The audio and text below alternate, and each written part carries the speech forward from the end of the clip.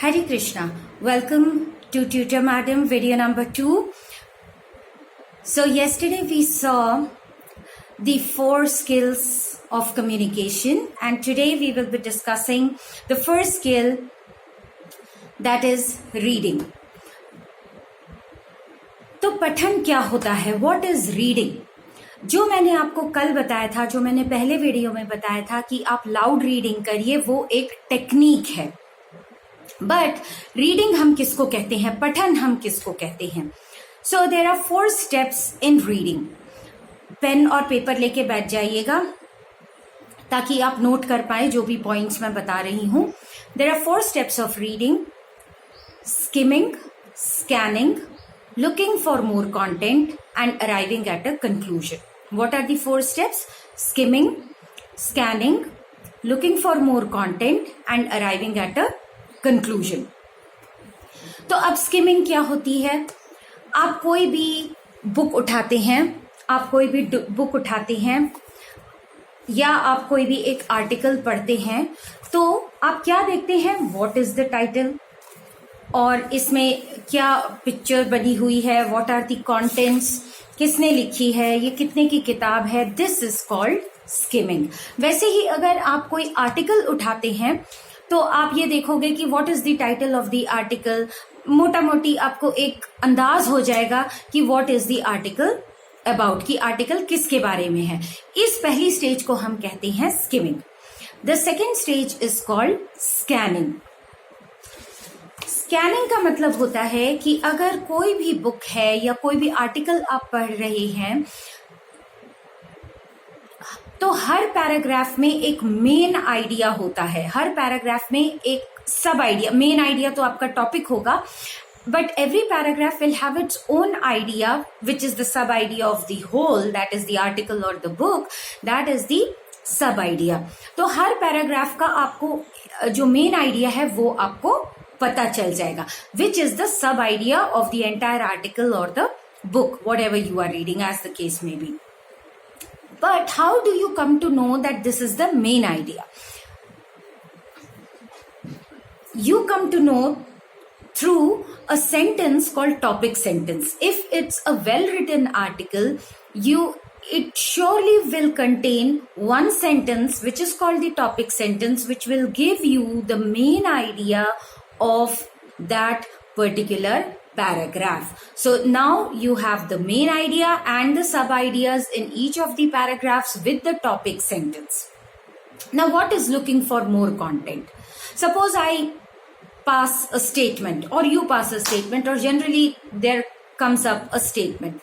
Why should we believe the statement? How can we believe the statement? Just because I'm saying, you will not believe, right? Just because somebody else is saying, you won't believe what that person is saying. कोई कुछ भी बोल रहा है तो आप ऐसे ही विश्वास नहीं करोगे.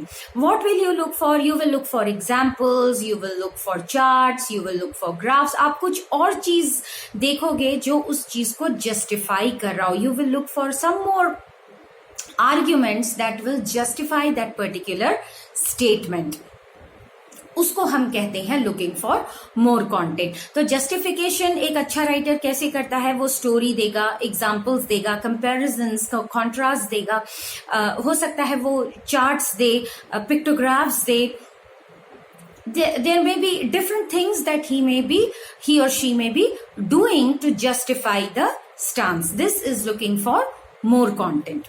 And then arriving at a conclusion, the most important. Arriving at a conclusion matlab ki whatever you have studied in this article, you may have read something on the same topic in some other article previously, plus your experience, plus what you may have discussed with somebody else, the outcome of that discussion, plus what you yourself now think about that particular topic. तो अब arriving at a conclusion में आपने जब पूरा article, पूरी book अच्छे से ध्यान से पढ़ ली, अब आप उसको किनारे रख दोगे और अब आप सोचोगे, हो सकता है आपने इसी टॉपिक पे कभी कुछ और पहले भी आपने पढ़ा होगा या रिलेटेड पढ़ा होगा.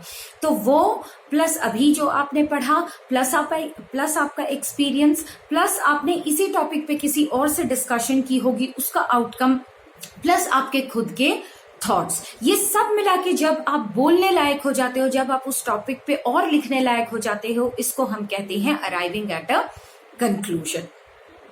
तो बेसिकली जो स्किमिंग है वो हम अकेले करते हैं, that is it's an independent step, but scanning and looking for more content you can do together. क्योंकि जैसे जैसे आप स्कैन कर रहे हो, जैसे जैसे आप मेन आइडिया निकाल रहे हो हर पैराग्राफ का, उसी के साथ आप ये भी देखते चल रहे हो कि ये किस तरीके से जस्टिफाई किया हुआ है। अगर ये स्टेटमेंट बोला है राइटर ने, तो उसके लिए उसने क्या एग्जाम्पल दिया है, उसने क्या चार्ट्स दिए हैं, उसने क्या डेटा दिया हुआ है कि वो जस्टिफाई कर रहा है। So this is the second step.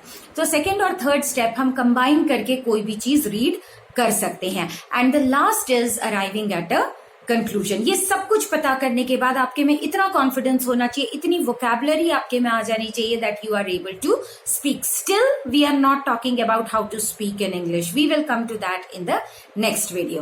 Till that time, you keep practicing reading, you practice loud reading to improve your pronunciation, to improve your confidence, and you practice this skill of reading to improve your vocabulary, to improve your comprehension ability. So thank you very much. Hare Krishna. We will meet in the next video tomorrow. Thank you very much. Hare Krishna. Stay safe, stay home, stay healthy.